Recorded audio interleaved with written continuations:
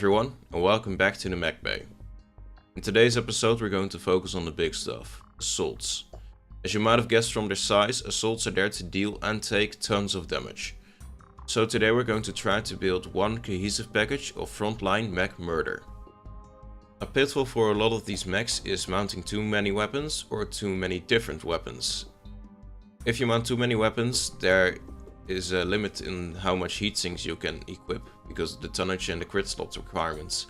And if you have too many weapons, it might actually just decrease your overall DPS.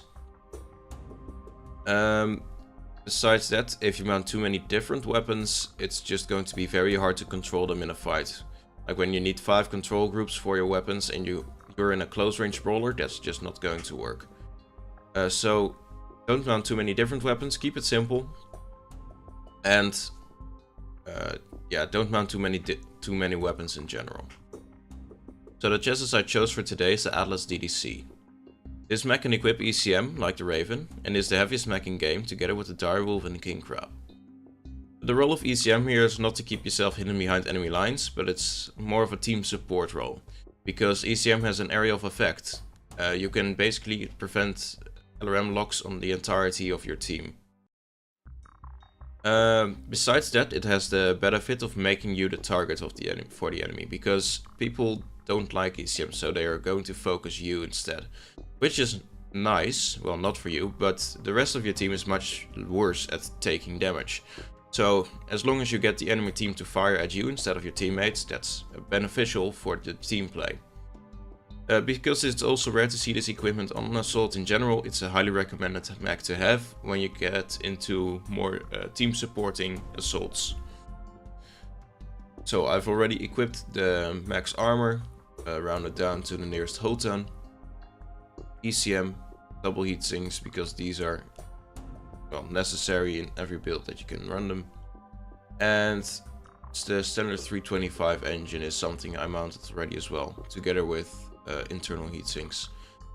The standard 325 I chose this because it's a bit faster than the standard 300, which makes your torso twist faster, which makes your mech go faster, and a team is as fast as the slowest mech in there, so you don't want to be too slow. Also, in order to improve your tanking, you want to be able to move your torso a bit more quickly so you can move your arm in the way of enemy fire. Okay, so now we have the base of our mech, and we are going to have to decide what our main damage source will be.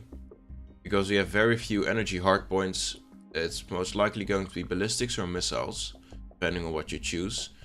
And that's really nice, because ballistics and missiles have a much better damage to heat ratio than energy weapons do, which is of course balanced by their weight and their ammo dependency. Because we want to be more of a frontline mech, we're going to equip more close range weapons, because we want to be closing in on the enemy. However, it's not really a good idea to go fully close range on a mech like this, especially in solo in games where you play by yourself, like quick play or solo community warfare. In a slow mech like these, it's not guaranteed that you'll actually get in close range. You'll never know if people will let you get there. So it's always a good idea to equip some form of ranged harassment. This ranged weapon is basically where the difficulty comes in, because yeah, you can mount long range ballistics, but they're mounted really low on this chassis. They're mounted on the right hip. So you might think, well, then we're going with missiles, but when you go with missiles, their only long range weapon is the LRM, and the LRM is very inefficient in close range combat, because you won't deal any damage below 180 meters. Otherwise, you could, of course, get some long-range energy weapons, but they're mounted low as well as the ballistics, and you're going to spend a lot of heat and tonnage on your secondary weapon systems, which is not advisable. Another thing you can do is to split the missiles into long-range and short-range together, but that gives you very little ranged harassment, since you only dedicate a few launchers to actually LRMing, and it will give you a lot of control groups, which is very difficult in a hectic fight. Okay, so I think that the downsides of a ballistic range weapon are the least bad, because they're mounted low, but we can manage. So we're not going to run this double shotgun, even though it looks really nice and it's really fun to play with. This is mostly an endgame weapon when mechs are already opened up and don't give a lot of ranged poke. So instead we're going with double UAC5s. You can take regular AC5s if you want more consistency, but I like Ultra AC5s because of their burst. And I'm going to equip 2 tons of ammo originally for each weapon.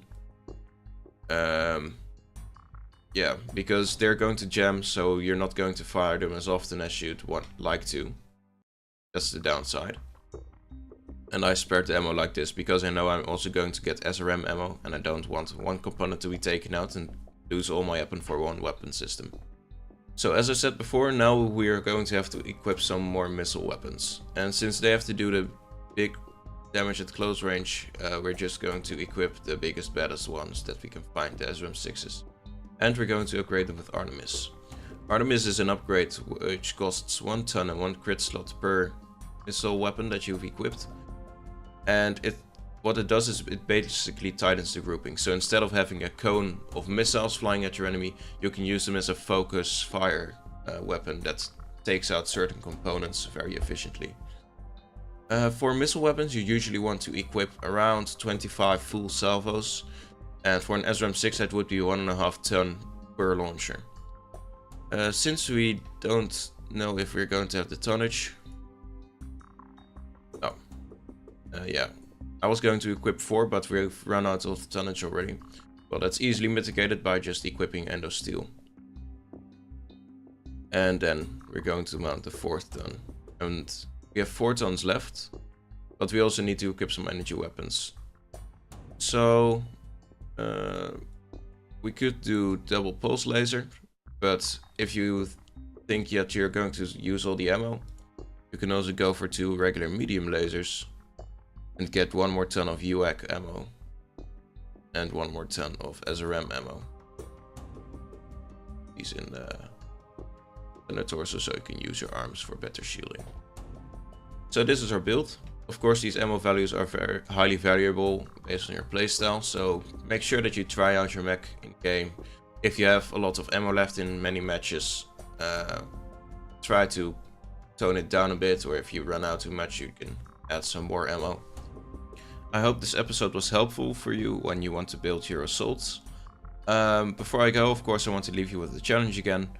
So now we want to dual AC5s, dual Ultra AC5s, and we mentioned double shotgun.